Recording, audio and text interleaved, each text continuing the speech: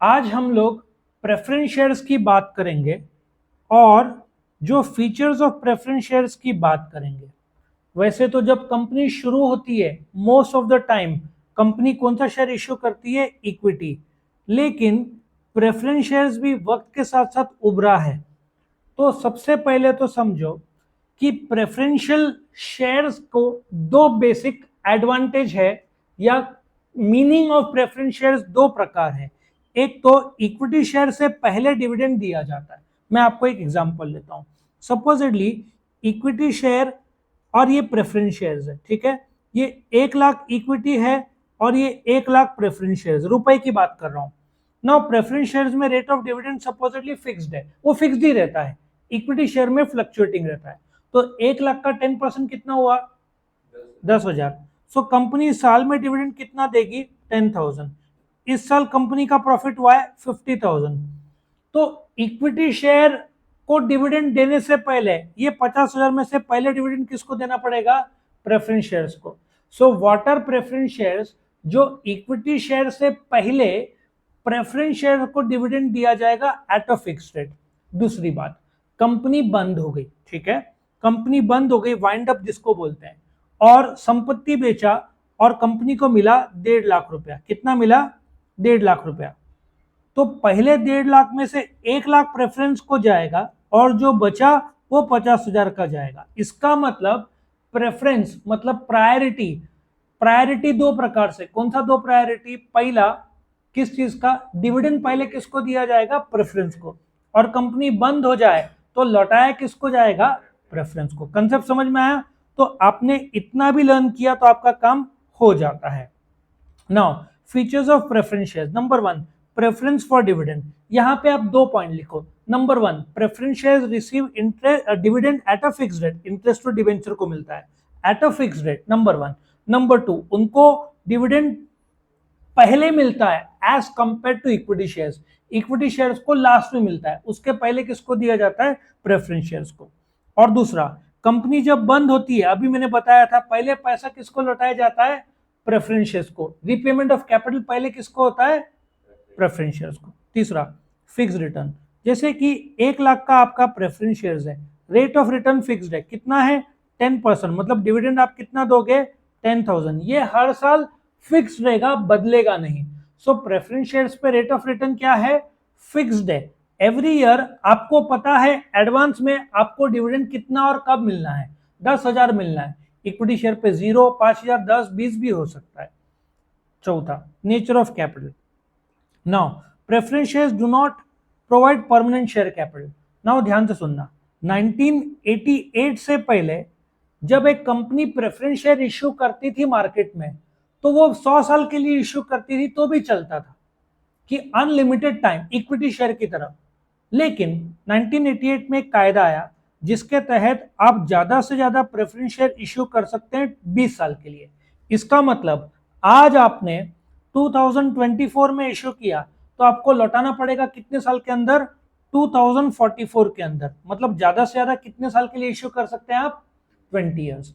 सो ये permanent capital नहीं है, लौटाना पड़ता है। लौटाने को टेक्निकल भाषा में रिडेम्पशन बोलते हैं।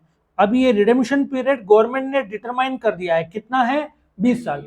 आप 5 साल के लिए भी इश्यू करो, 2024 से तो 2029 में लौटाओ, लेकिन ज्यादा से ज्यादा कितने समय के लिए इश्यू किया जा सकता है? 20 ईयर्स। Market value. अभी एक एग्जांपल लेते हैं।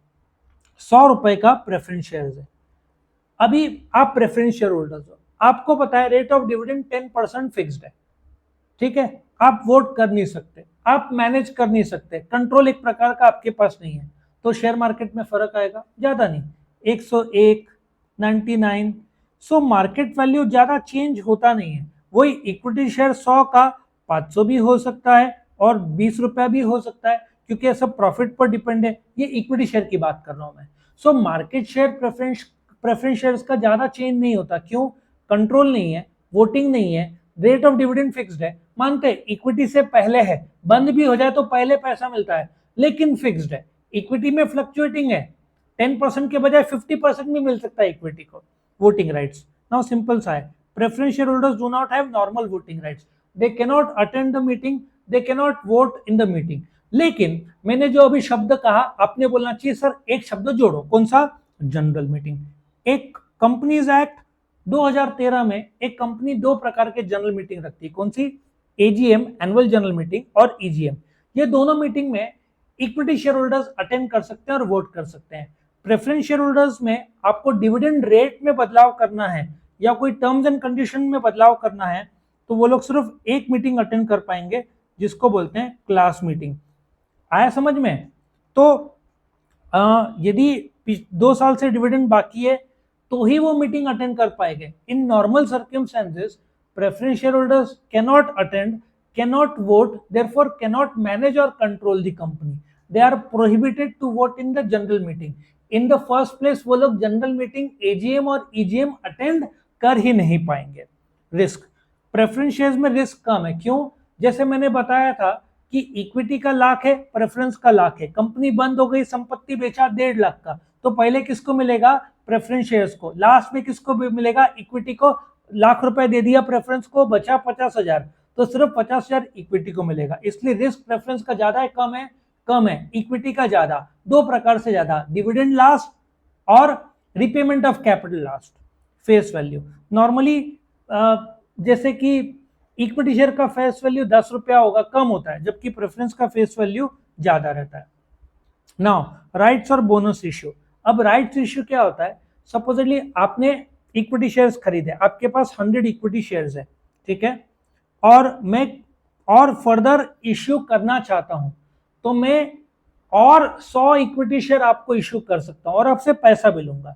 सो राइट्स शेयर एक नवे शेयर्स है जो एक कंपनी इश्यू करती है, नवे इक्विटी शेयर है जो एग्जिस्टिंग इक्विटी शेयर होल्डर को इश्यू किया जाता है।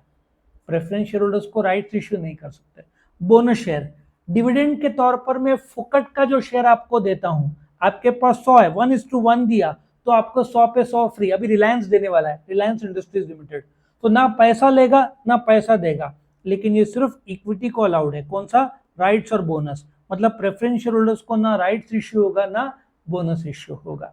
नेचर ऑफ इन्वेस्टर, अब इन्वेस्टर कौन है? रिटायर्ड आदमी या सेफ आदमी कि मुझे 10% काफी है, पैसा भी पहला।